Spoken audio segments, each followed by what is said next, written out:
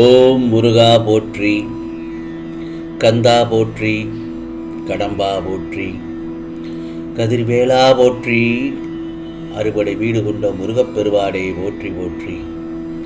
என் செல்ல பிள்ளையே, இந்த திருச்செந்தூர் முருகன் சவால் விட்டு சொல்கிறேன், இன்னும் 10 நிமிடத்திற்குள் நீ கேட்டிருந்தால் மிக பெரிய அதிர்ஷ்டம் உன்னை தேடி வரும். நீ என்றும் நன்றாக இருப்பாய் என் செல்லமே. உனக்கென்று படைக்கப்பட்டது நிச்சயமாக உன்னை வந்து சேரும்.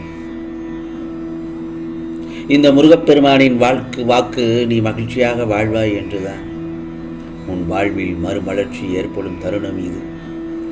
என் மீது நம்பிக்கை வைத்து மாற்றங்களை ஏற்றுக்கொள், நன்றாக இருப்பாய். முருகா முருகா என்று மனதார என்னை நினைத்து கொண்டாலே உனக்கான கஷ்டங்களை எல்லாம் நிச்சயமாக போக்கி விடுவேன் என் செல்லமே. என்னை காண வேண்டும் என்ற ஆவலும் எதிர்பார்ப்பும் உனக்குள் அதிகமாகிக் கொண்டிருக்கிறதல்லவா? இந்த முருகப்பெருமானை தரிசனம் செய்ய நல்ல முறையில் கிடைக்குமா என்ற எண்ணம் உனக்குள் ஓடிக்கொண்டிருக்கிறது. சந்தேகமே வேண்டாம். நீ விரும்பியபடி அனைத்தும் நல்லபடியாக நடக்கும். உன்னுடைய மனதில் புது உற்சாகம் தொற்றிக்கொள்ளும். குடும்பத்தில் உள்ள குழப்பங்களும் பிரச்சனைகளும் முடிவுக்கு வரத் தொடங்கும். எதை நினைத்தும் நீ உன்னை குழப்பிக்கொள்ளாமல் இருப்பதும் நல்லது. அவ்வாறு இருந்தால் உனக்கானது நிராகரிக்கப்பட்டதெல்லாம் உன் கையில் வந்து சேரும் என் செல்லமே. யார் வேண்டுமானாலும் எதை வேண்டுமானாலும் பேசட்டும், நீ உன்னுடைய பாதையில் உறுதியாக செல். உன் மீது நான் உறுதியான நம்பிக்கை வை. உன் மீது வைக்கின்ற அசைக்க முடியாத நம்பிக்கையே நீ என் மீது வைக்கின்ற நம்பிக்கையாகும். முருகா, என்னால் எதுவும் முடியும் என்று சொல்லி பழகு. நிச்சயம் அது முடியும். காரணம் உன்னில் இருப்பது நீயல்ல, நான் உன் திருச்செந்தூர் முருகப்பெருமான் அல்லவா?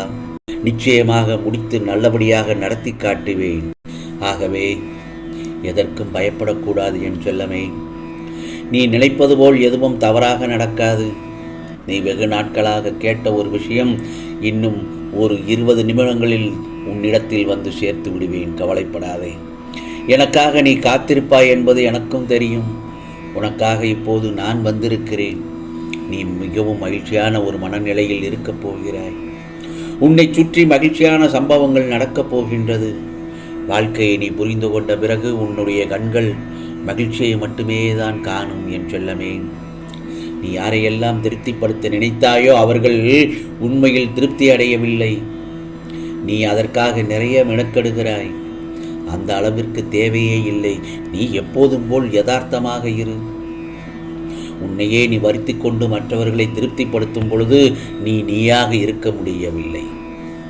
உன் கடமையை நீ தவறாமல் செய்து வரும் பொழுது மற்றவர்களை பற்றி கவலைப்பட தேவையே இல்லை. உன் எண்ணங்களை ஒழுங்குபடுத்து. நீ லட்சியத்திலிருந்து விலகிச் செல்கிறாய். நீ வேண்டியதை பெற எண்ணங்கள் ஒருமுகப்படுத்தி கவனத்தை அதில் திருப்பு என் செல்லமே. உன்னை கெடுக்க பலர் இருந்தாலும் அதே இடத்தில் உனக்காக ஒருவனை நான் நிறுத்துவேன். எனது தீவிர பக்தனை ஒருபோதும் நிலைகுலைய விட மாட்டேன் என் செல்லமே. உனக்காக இந்த முருகப்பெருமான் எந்த ரூபத்திலும் வந்து 1000 கரம் கொண்டு உன்னை காப்பேன். எத்தனை அனுபவம் பெற்றாலும் இப்போது சிலர் தோல்வியை கண்டு அஞ்சுகிறார்கள். எப்போதும் சிறு வயதில் இருந்தே தோல்வியை சந்திக்க யாரும் பழகவில்லை. வெற்றி இல்லை என்றால் தோல்வி உடனே துவண்டு விடுகிறார்கள். வெற்றி தோல்வி இரண்டும் இங்கு உண்டு. தோல்வியை நேர்மறை எண்ணத்தோடு எதிர்கொள்ள வேண்டும். ஒரு சிலர் ஒரு குறிப்பிட்ட எல்லைக்குள் வசதியாக இருக்க விரும்புகின்றனர். அதனை தாண்டி வெளியில் சென்றால் நிறைய கஷ்டப்பட்டு விடுவோமோ என்று நினைத்து அவனுக்கு திறமை இருந்தும் அதனை வெளிப்படுத்தாமல் இருக்கிறார்கள். பயிற்சியோடு முயற்சியும் தோல்வியை சந்திக்கும் துணிவு இருந்தால் என் செல்லப்பிள்ளை நிச்சயமாக உனதான வாழ்க்கையில் வெற்றியை சந்திப்பாய்.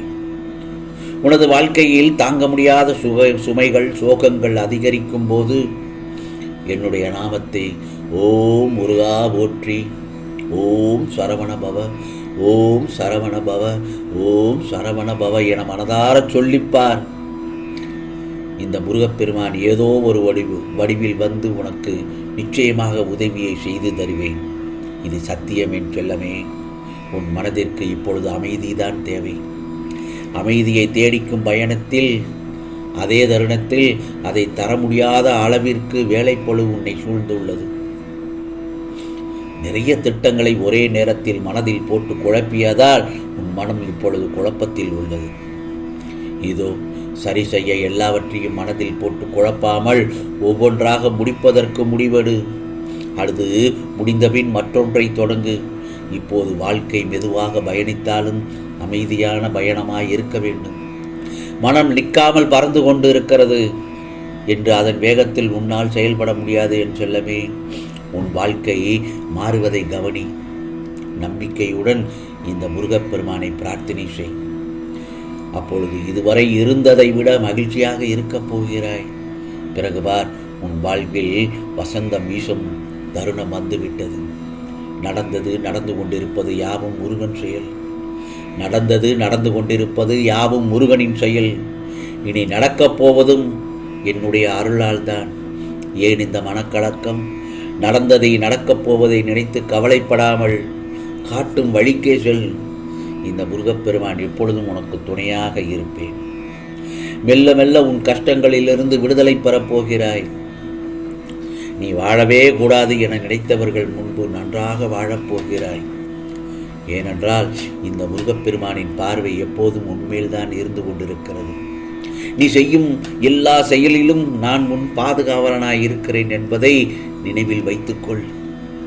அப்படி இருக்கும் பட்சத்தில் இனி நடப்பதெல்லாம் நன்மையாக இருக்கும், சந்தோஷமாக இருக்கும்.